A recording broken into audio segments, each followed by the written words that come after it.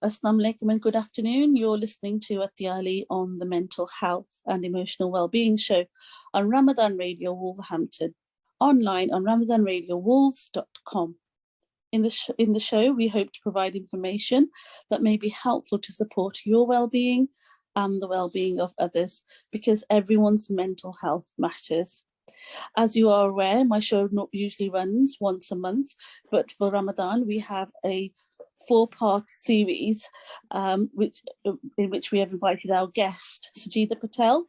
She is a psychotherapist working for Ihsan, which is a culturally sensitive service that provides psychological services based on Islamic principles. And we've got a 4-part series that Sajeda will be talking about. Sajeda, welcome to the show. Assalamu alaikum. Wa alaikum salam, sister. Thank you for having me on the show. And I'll just kind of introduce you a little bit to how the organization came about. So yeah, Sajeda, that's fine. Thank you very much. Would you be able to just firstly tell us quickly about this 4-part series? Do you know what will you be covering in the 4-part series, so that our listeners are aware of what to expect from the show? Inshallah. So first, I'll start off with what the concept of counseling is and how having the Islamic aspect is more complete and comprehensive when you're a Muslim. So it's not actually just Muslim counseling, it's Islamic counseling and how that came about. And then once we kind of have an idea of where to place counseling psychotherapy, I thought I'd introduce the topic of anxiety in one of the sessions, and then depression, because we're very familiar with these labels, aren't we? But then I'll try and maneuver in between as well, because the emotions are kind of quite spread out from mild to major. And then in the last series, I'll point out a few things we can do to help ourselves, because preventative is better than cure, isn't it? So I thought that would just give us a taste. Thank you, Sajeda. That's informative, and I'm sure our listeners will be tuning in to hear this series. Sajeda, please do tell us about your organisation and who you work for. Yeah, so I'll just kind of mention how I got involved with the organisation. So I started my work about 20 years ago with the Samaritans whilst I was working as an orthoptist. So I did different levels of training. I did person-centered, I did psychotherapy as well. All the time it felt like I was just working with models, not a complete person. And then when I found out about the Islamic Psychology training provided by the International Association of Islamic Psychology, which is the more established organization who has devised this training from something that was instigated by Professor Malik Badri. He passed away recently, Allah bless him with much good for all the good work he's done. But from his, alhamdulillah, because what he noticed when he was working as a psychotherapist is people were using bits of Islam, but there was no clear model on how to use the Islamic approach. So he formulated a model which incorporated the spiritual aspect of, how we exist. And that's really the center and essence of who we are as Muslims, through the connection we have with Allah subhanahu wa ta'ala. And through having these like scholars and major figures involved in his work, inshallah, he's established training which is based through the International Association of Islamic Psychology. And from that training, there have been therapists who now are able to work in different locations. So they have clinics. One of them is Ihsan, based in Bradford. Then there's a clinic based in America, and there's one in Istanbul as well. So what they're really trying to do is like establish this. Inshallah, they've established, and obviously it's ever growing as well as more input comes in, but it's established through the Sunnah and the Quran teachings and through a lot of the work from Imam al-Ghazali. So that felt right for me, because when I did the training with the Ihsan, it looked at how we as individuals are treated through the sense of our connection with Allah subhanahu wa ta'ala, and how we can go back to a place where we're at peace with ourselves. So I can talk a little bit about that model which incorporates the Islamic side, inshallah. Yeah, absolutely. It sounds very interesting in terms of working with the Muslim client group and being able to incorporate the spirituality side of what makes the person a whole, I suppose. So how does it work? How does the counselling work? Tell me more. Oh yeah. Counseling as the approach, regardless of whichever model you learned, like if it was person-centered or CBT, it's about the person who's struggling finding a place where they can open up and share what they're going through. And as a therapist who's got the training to first come from a place of understanding the individual and appreciating their inner world. So being empathic, which means that as we are listening to their story, we are trying to avoid being judgmental, because it's not about us, it's about what they're experiencing. And initially it's about allowing that person to move freely in their story. So, Mm. less directive. Obviously, there are some therapies like CBT which is more directive and it's got goal orientated. But as far as the Islamic approach goes, that's more about healing the heart. So we look at all these other approaches that we're trained in, like I was saying, whether it's person-centered or CBT, and I work with children as well. So we use creative play therapy. We look at that as a way in which we treat the symptoms. As far as the concept of Islamic counseling, the heart is the center place of what holds our soul. And from the heart, when we are created, our fitra is placed in there. That's our state of connection to Allah subhanahu wa ta'ala. And also, the heart is not just a place where, through the Western world, we've known it as a place where the blood is pumped around the body. But actually, it's the place where we get inspired, where knowledge is, because even now through the science and the information that's coming about, they have acknowledged that the heart does have neural connections and it has got a bigger part to play. Does that help you understand a little bit about why the spiritual side from the Islamic context is where we come from when we're relating to the work that we do in counselling? Yeah, it seems to make sense. So you said there's a neural pathway to the heart, and you're working with the heart. Can you give us an example? Of how we work with the heart? Yeah, So, yeah, yeah, because of, I think, the way we learn in society, we use our mind, we use the akal more, we try and figure things out. And when we do feel something, it can seem quite overwhelming because we sense it in the body, more like as a physical sense, whether our body feels restless or our stomach feels unsettled, or we feel drained just in our body. And when I work with somebody who's talking me through what they're experiencing, I'll notice that actually, how are they feeling in themselves? And I'll ask them that, actually, you've just explained to me that these are the reasons why you feel this way. But if you sit with the silence and sense what's in your heart, what does your heart tell you? And then relate it to, how does that feel with what you know about your religion? Does it feel like it's connecting? So we have sometimes we hard on ourselves when we're struggling through something. And I see Muslims, they'll say, because I'm not able to beat this, does this mean that Allah subhanahu wa ta'ala is not happy with the work that I'm doing or the way that I'm carrying myself? And then I'll explore that actually Allah subhanahu wa ta'ala is actually there for us. And have a think about the virtues of Allah subhanahu wa ta'ala. And I think sometimes we think about it, but we don't feel that connection. And when they tune in with their connection with Allah subhanahu wa ta'ala, they feel more at peace and they're not hard with themselves, because from that place, from the heart, there's more peace, tranquility. And even if there is irritation, it's about going to the point where you can say that actually that bothers me. Does that kind of make sense, what I've said? Or do you want me to yeah. elaborate? Yes, it is making sense. So you're saying that as Muslims, we've been provided with ways in which we can work with our emotional and psychological well-being. Is that in essence what you're saying? Yeah. And let me just kind of give you some examples of what that means. So a narration that Al-Numan ibn Bashir reported, where the messenger of Allah subhanahu wa ta'ala said that, peace be upon him, that verily in the body is a piece of flesh, which if sound, the entire body is sound, and if corrupt, the entire body is corrupt. Truly it is the heart. So I think maybe as the way we taught, we don't notice the center of our being, our spiritual being the heart.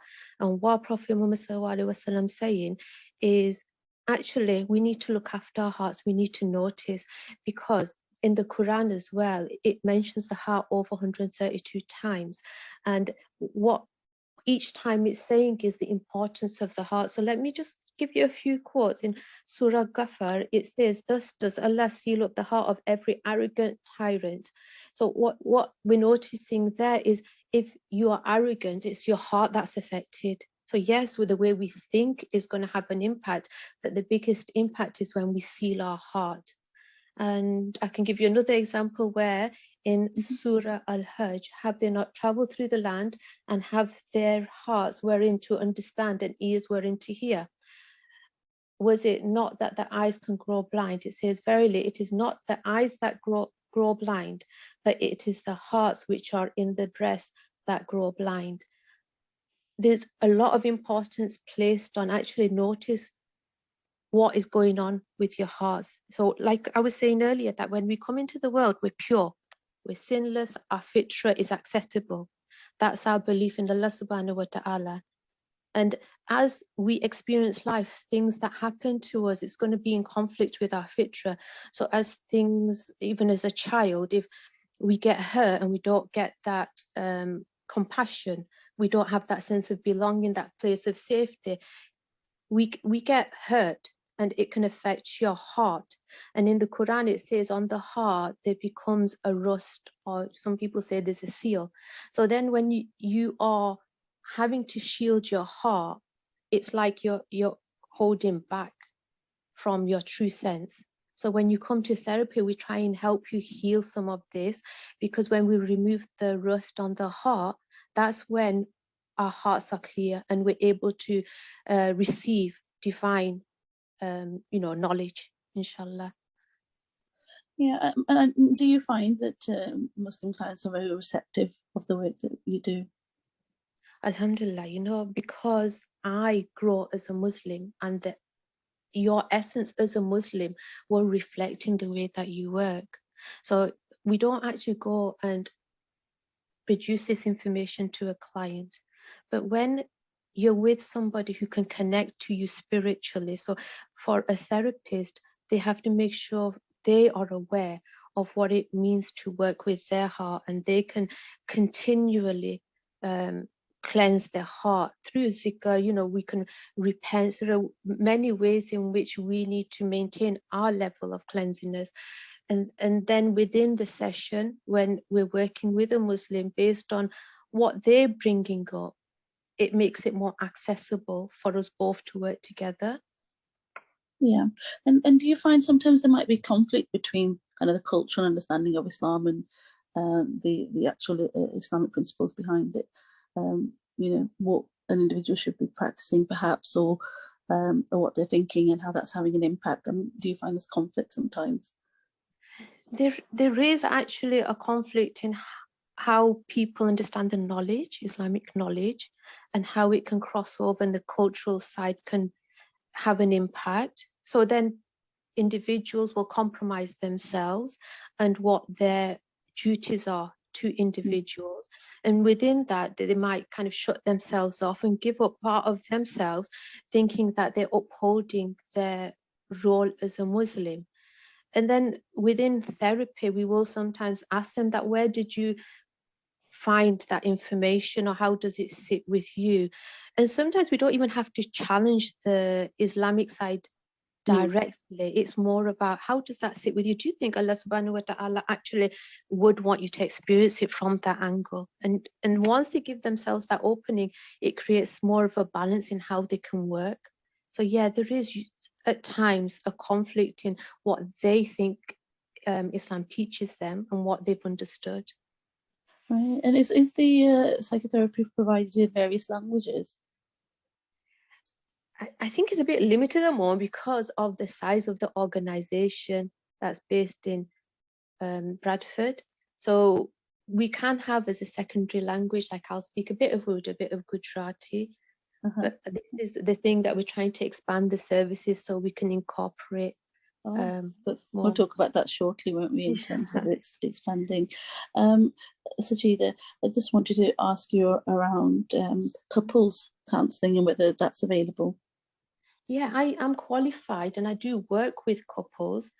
There's a few actually counsellors who do work with couples. I work with children as well. And actually at the moment, there seems to be a lot more need for couples counselling. Within couples counselling, it's more about looking at the dynamics of how they have worked the relationship. It depends on what stage as well. And that is probably more of a standard thing. It's not so much that we have to bring in all the time the Islamic model. It's more about just being respectful of the culture and the background, and them having the space to feel free that it's relatable, rather than having to explain, to somebody who isn't familiar with the background. Yeah, and working as a psychotherapist, I've had experience of that, where clients would say, we're so glad we don't have to tell you what X word might mean. They might use an Urdu word or a Hindi word or a Punjabi word, and they're glad that they don't have to really explain what that means. It might just be in relation to a word that's used, let's say mama for uncle. So this is just not the extra explanation about, this is what I mean, by the way. I'm talking about mum's brother here. Does that make sense? Yeah, there is that, because I do see clients who've moved from abroad and they then come with their cultural aspects, don't they, of how families work. And then it's incorporating that sensitively within the work that we do. So it's not about just what's right and wrong. It's helping them understand the different cultures from both couples, because if one's like from a different country as well. Yeah. Okay, thank you for that information. I'm just wondering, so you've talked a little bit about kind of the service and the service that you provide, and it sounds to me like the service is open to, well, it's aimed at Muslim clients. Is that right? It's primarily used by Muslim clients, but the model and the service is still productive for non-Muslims. At the moment, we don't have any non-Muslim clients. But it is accessible for non-Muslims if there is that need. Yeah. Okay. So at the moment, as Muslims, we recognise that we're in a challenged and testing time at the moment with the COVID situation. Could you give any du'as or stories or that can be connected to this that might provide people with thought around that?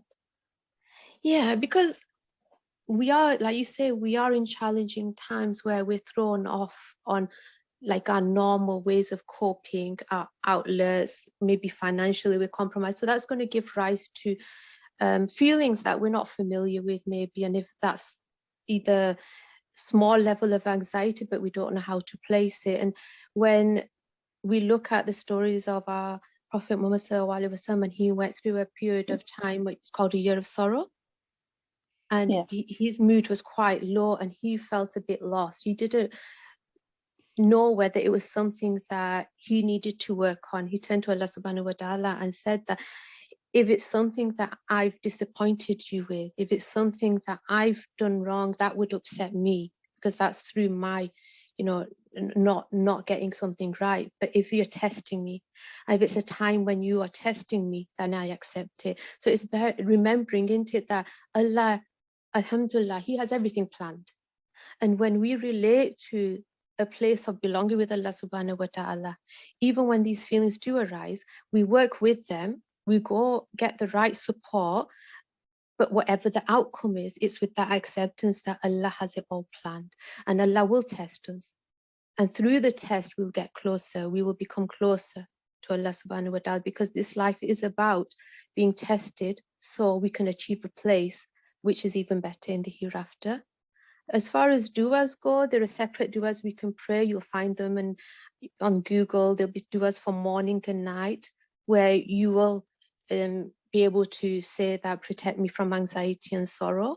And then there's the du'a where Musa alayhi salam prayed when he was anxious. There's specific du'as as well. Right, thank you. I can see that we are coming closely to the end of this segment in the series. I'm just wondering, I mean, you've talked a little bit about who the service is open to. I'm also wondering whether you could tell us a bit about the kind of people or the kind of presentations that the problems or issues or concerns that people might have, those who use your services. Yeah, I'll quickly just mention a few, and then if you don't mind, we could just end off with a little bit more Sure. about Ihsan as well. When people call up, they're not sometimes sure what's affecting them, and that's the hardest step in reaching out for help, because they're already feeling a bit lost, helpless, and maybe they're a bit wary that actually, is this problem bigger? Do I really want to address it? That's the hardest bit. Once they get in touch with us and they open up and they make sense of, actually, this is what's going on for me, and it's just a very human reaction. And because they're subjective and they can't see, by coming to the session, we're objective and we can bounce it back at them. And it could be that it's an emotion that you're not familiar with. So bereavement's very common at the moment, isn't it? So it's in a different form as well. So people are not grieving in a natural way. So people can go into shock. And that's when they need to pick up the phone, especially if it's gone on over a few weeks and they feel stuck, just as an example. Yeah, okay, thank you. And the service, is it provided online or? There is a little bit of face-to-face therapy given by a few counsellors who can use their premises. I'm working through Zoom, and in one sense that just makes it a broader area. We can kind of reach out to broader area. So we can just work anywhere, which actually has been quite a good experience for me. And at the moment I'm just working on Zoom, and because our services that are based in Bradford, we've got limited office space as well. So we've initiated this GoFundMe page where we're trying to raise money to set up a counselling room, and also for, the organisation is mainly voluntarily run, so we're limited in our scope. So if we could get some money in and get some funding, then we can provide the service more readily available to people who can't afford it. And apart from the GoFundMe page for Ihsan, we've also got the site Ihsan, is ihsan.co.uk, and on there we've got a page that kind of informs you about how you can donate with our bank account details. Thank you for that information, and I'm sure that people who want to help and support the charities, is that what I'm hearing you say? Yeah, it's a charity. Is a charity. Thank you for and you're providing therapy next to nothing for individuals, is what I'm hearing you say, especially those people who aren't otherwise able to access either culturally sensitive or private therapy. Is that right? Yeah, that's our aim, because we want to make it so people can get the support early. We don't really want a long waiting list, but obviously financially we're very limited in what we can offer. Alhamdulillah, at a blessed time of the year, your du'as are most needed. So please make du'a that we can do the good work. Allah subhanahu wa ta'ala puts the goodness to help, so we can help others, inshallah. And any money that you can donate, inshallah, at whatever level, we'd appreciate that. Okay, thank you very much. There, you've given some information of the website that you referred people to website there as well, and I'm sure you'll be providing that in the rest of the episodes to this series, which is a 4-part series. So thank you for today, Sajeda. And what I'd like our listeners to know is that this is a 4-part series. The first one was today. This show is happening every Tuesday at 12 o'clock. It's only a short slot. We're looking at 30 minutes of talking about kind of the Islamic principles to psychotherapy, and Sajeda will be providing us with more information around that. So today we focused on Islamic psychotherapy, and the second part will be looking at anxiety. The third Tuesday will be looking at depression, and the fourth, inshallah, looking at resilience and how we can help ourselves in these situations. So we have now come to the end of the show. It's been really informative, and I'm sure most of our listeners might be encouraged to tune into the other episodes. Now, your personal contact details, Sajeda, would that be on the Ihsan website, or is there a different email address? Yeah, if you could go on Ihsan, and they've got inquiry forms, and you can just put your inquiries on there, if that's okay. Yeah, perfect. Thank you.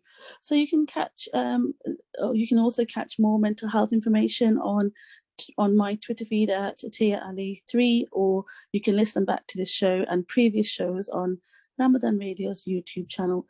Thank you for listening in today. You will hear from me next Tuesday at 12 p.m. again, speaking with our lovely guest Sajeda Patel, and we should be focusing on anxiety. Inshallah. So if you have any questions for Sajeda around anxiety, please do email them into the show at Ramadan Radio Wolves, and we'll try our best to put these questions to Sajeda and looking at it from the Islamic principles. So thank you again for tuning in today, and do listen back to this and other clips from the Mental Health and Emotional Wellbeing show on Ramadan Radio's YouTube channel. Assalamu alaikum for now.